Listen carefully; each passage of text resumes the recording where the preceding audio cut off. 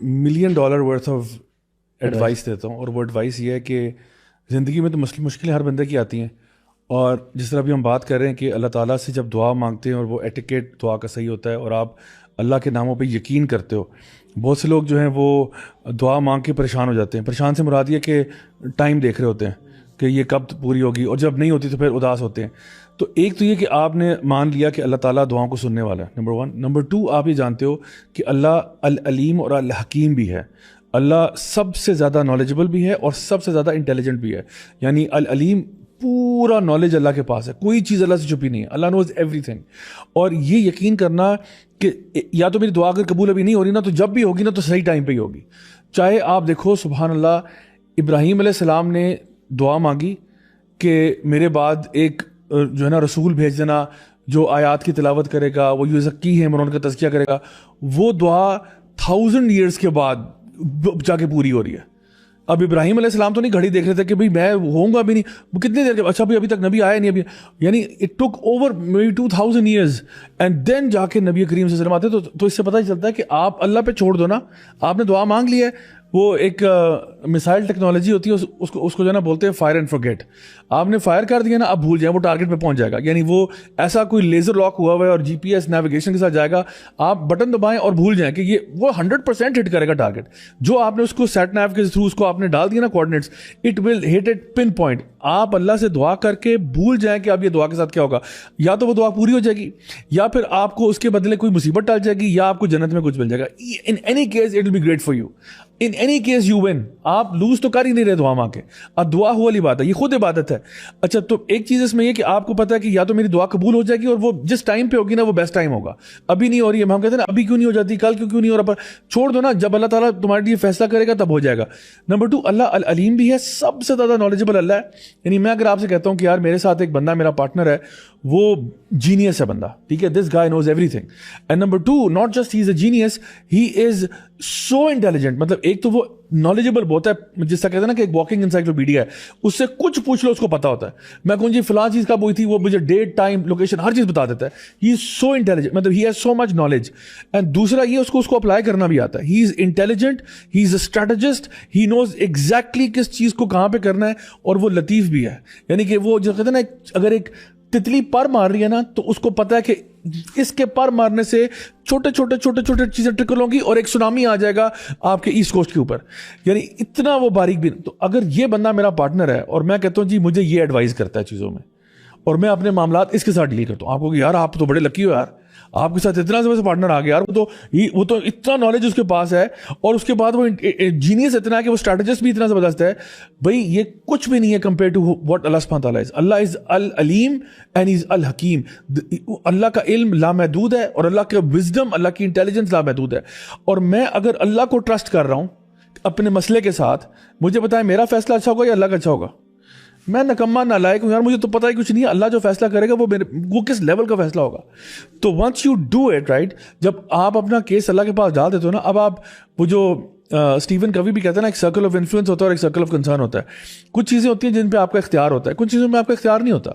मसलन बारिश हो रही है, उस पर आपका इख्तियार नहीं है, कोविड फैल गया, आपका इख्तियार नहीं है, मैं क्या बिहेव करूंगा इस पर मेरा इख्तियार है, दूसरे कैसे रिएक्ट करेंगे उस पर मेरा कोई इख्तियार नहीं है। लोग कुछ भी रिएक्ट कर सकते हैं। सो अ लॉट ऑफ टाइम्स मैंने देखा है लोग उस चीज़ पर परेशान होते हैं जिस पे उनका इख्तियार ही नहीं होता, जिस पे उनको कोई इख्तियार नहीं होता, और उस पर टेंशन लेते हैं लोग। यार उसने मेरे बारे में यूं क्यों कहा है, यार मैंने उसको, वो यार मेरे बारे में बैक बाइटिंग कर रहा है, वो यार कर रहा है तो तुम्हारे कंट्रोल में तो नहीं है ना। Leave it to Allah. अल्लाह पे छोड़ दो। या अल्लाह मैंने क्या बदला लेना जो तू ले सकता है, या अल्लाह मैंने क्या कर लेना जो तू कर सकता है। अपना केस अल्लाह के हवाले करो, एंड यकीन करो it will make you so relaxed, it will make you so relaxed. मैं कहता हूँ हमारे स्ट्रेस खत्म हो जाए, हमारी एंग्जाइटियाँ खत्म हो जाए। ये जिस कल्चर में हम रहते हैं, पिल पॉपिंग कर रहे होते हैं लोग, इधर एंटी डिप्रेसेंट्स और ये और वो। आप यकीन करें, if you just understand who Allah is, आप किसको ट्रस्ट कर रहे हो, किस पर तवक्कल कर रहे हो, किस पर भरोसा कर रहे हो, आपकी आधी से ज्यादा गम तो ऐसे हवा में फूंक मार के उड़ जाते हैं। तो दीन से दूरी का नतीजा भी यही है कि अल्लाह को ही नहीं जानते हम। यानी the most secret knowledge is the knowledge of the most secret Allah रब्बुल आलमीन। आई थिंक हमारा मसला ये है कि हमने अल्लाह ताला को ही नहीं पहचाना। और जो आई थिंक इल्म की सबसे पहले सीढ़ी थी ना, नोइंग अल्लाह, वो हमें पढ़ाई नहीं की आज तक। तो प्रॉब्लम यही वजह है कि लोग जानते नहीं है कि मेरा रब है कौन, और फिर वो जो उसने भेजा है, जो उसने नबी भेजे हैं और सारा, तो ये इतनी स्ट्रेंज बात है। एक मैं सवाल पूछता हूँ आप लोगों से सबसे, ठीक है, और वो सवाल ये है कि मुझे रिसेंटली ये जो है ना रिसीवर, वैसे पहले भी हो चुका है लेकिन अभी रिसेंटली रिसीवर इसलिए मैं आपसे शेयर कर रहा हूँ, वो ये है कि अभी हम बात करें कि अल्लाह से दुआ मांगे और दिल खोल के मांगे और खूब मांगे और भरोसा करें, अल्लाह पे तवक्कल करें। सवाल ये है कि मैं उसको कब तक मांगू? क्या कि वो किश्ती तो जा चुकी है, अब मैं कब तक, यानी कि कभी कोई इंसान होता है कि वो जिद में पड़ जाता है। जावेद को मतलब मैं असल में सवाल का वो क्रक्स क्या है, जावेद परवीन को कब तक मांगे, हत्ता कि परवीन की तो शादी भी हो चुकी है और औलाद भी, और वो कह रहा है नहीं, अब वो उसने अब जो ना अब मतलब अबू साद की बात सुन ली है, वो कह रहा है जो जकरिया को याहिया मिल सकता है, ठीक है, बेमौसम फल मिल सकता है हज़रत मरियम को, तो मुझे फिर परवीन क्यों नहीं मिल सकता? ये सवाल आपको बहुत आता है क्योंकि मुझे तो काफी पुरानी पॉडकास्ट में भी मैंने पूछा भी किया था मैंने, बिल्कुल बिल्कुल। तो ये सवाल जो है ना, ये अक्सर लोग इस तरह आता है कि हम कब तक उसको मांगते रहें, कब तक मांगते रहें, अल्लाह पर तवक्कल करें। अच्छा, इसमें मैं एक और चीज़ बल्कि ऐड कर देता हूँ, थोड़ा डिफरेंट सवाल हो जाएगा कि हम वो चीज़, मतलब एक और एलिमेंट है ना कि अल्लाह ताला ही नॉलेजेबल है, तो कुछ लोग दुआ में ये भी करते हैं कि हम दुआ में फिर कुछ भी ना मांगे, मतलब यही मांगे अल्लाह ताला बस आप ही की मर्जी, आप ही, मतलब कोई चीज़ मांगनी भी है, जैसे अगर ये बंदा जो परवीन मांग रहा है या जो भी मांग रहा है वो परवीन टाइप चीज़ मांगता रहेगा, तो उस टाइप की कुछ सेकंड बना दे, मतलब इस तरह की भी कोई दुआ की जा सकती है। वो नहीं, परवीन ही मांग रहा है, अलवी आप गलत समझे इस बात को, उसको परवीन की तरह ही कोई नहीं चाहिए, not someone like you only you सिर्फ तुम तो असल में ना मसला हम खुद करते हैं, दिल हम खुद लगाते हैं, हमने हॉलीवुड बॉलीवुड की मूवीज खुद देखी हुई हैं और अल्लाह ताला पे फोर्स करते हैं, इसको कहते हैं forcing the hands of God, कि अल्लाह मुझे नहीं पता, तो हर चीज़ पे कादिर है, मुझे परवीन ही ला के दे। So I think there are sometimes you knock a door and you keep on knocking the door, if it's not opening you have to change the door, knock another door, right? नहीं, लेकिन अगर ऐसा है, for example अगर you have affiliation for some person, अगर आप चाहते हो और अगर उसकी शादी भी हो गई है, तब उसको मांगना भी, उसको घर उजाड़ना चाहते हो आप, I mean this is not appropriate, this is not allowed. वो बात सही है कि आप ना गुनाह की दुआ नहीं मांग सकते ना, अलाउड ही नहीं। यानी अगर आप एक की शादी हो गई है और फॉर एग्जांपल वो अब उसका घर बस गया है और अब आप उसके लिए दुआ कर रहे हो, तो जो भी आप दुआ कर रहे हो आप गलती कर रहे हो, इन द सेंस कि आप या तो ये दुआ कर रहे होगे कि मतलब आपकी दुआ में इम्प्लाइड मीनिंग ये है कि इसका शौहर मर जाए या इसकी तलाक हो जाए, ठीक है, and in any case you are asking for sin. लेकिन सवाल मैं यहाँ पे पलटाता हूँ, अच्छा, अगर जावेद परवीन को मांग रहा था और जावेद की शादी हो गई है, अल्लाह अकबर, और परवीन मांग रही है, परवीन अकेली बैठी हुई है, हाय अल्लाह अकबर, तो फिर उसको पता ही करना चाहिए, फिर उसको दुआ मांगती रहे, लेकिन वो अल्लाह पर मांग रहा जावेद है दुआ। हाँ, फिर है जावेद दुआ, जावेद अब उल्टा कर दिया ना, अली तो मोहब्बत तो समझते नहीं, मैं कह रहा परवीन दुआ मांग रही जावेद के लिए नहीं, अब जावेद शादी हो गई है और जावेद बच्चे हो गए हैं और जावेद परवीन को तो अभी मांग रहा है क्योंकि परवीन सेकंड ईयर की क्लास फेलो थी, जावेद परवीन को मांग रहा है सर। हाँ, फिर ये कि मांग सकता है, ज्यादा जवाब दो बेटा ये वही सुनना चाहता है अभी साथ भी चाहता है जो सुनने चाहते हैं, बताए।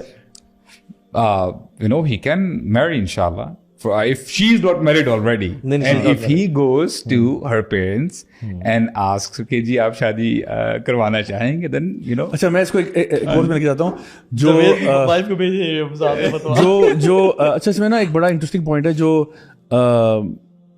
उमर इब्न अब्दुल अजीज थे ना रहीमहुल्लाह, वो उनकी लाइफ में ये हुआ कि उनकी उनको ना उनकी वाइफ ने एक गुलाम लड़की जो है ना वो गिफ्ट की, और वो जो उस टाइम पे मामला था ना, उन्होंने बेसिकली वो हो ये रहा था कि he fell in love with her and he wanted to marry her as well, और उन्होंने ना ये वाली बात अपनी वाइफ से शेयर भी की कि मैं, अगर आप कहें तो मैं इंशाल्लाह करना चाहता हूँ, तो उन्होंने ना उस टाइम पे उनको इनकार कर दिया कि सवाल ही पैदा नहीं होता, ये वो सारी बातें।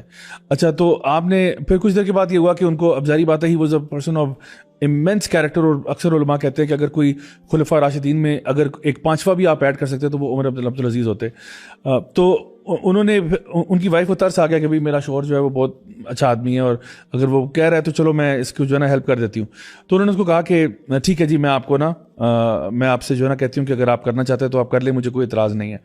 तो उन्होंने क्या किया कि उन्होंने उसको बुलाया। अब इमेजिन करें he already had feelings for her, पर इसका ये मतलब नहीं है, प्लीज़ कोई इसको गलत ना ले, कि फीलिंग्स का मतलब ये है कि अल्लाह माफ़ करे, अल्लाह माफ़ करे, वो कोई उनके ऊपर कोई अल्लाह माफ़ करे लाइनें मार रहे थे या कोई डेट पे जा रहे थे, कुछ भी नहीं। He never spoke to her, he never spoke to her, कोई ताल्लुक ही नहीं था।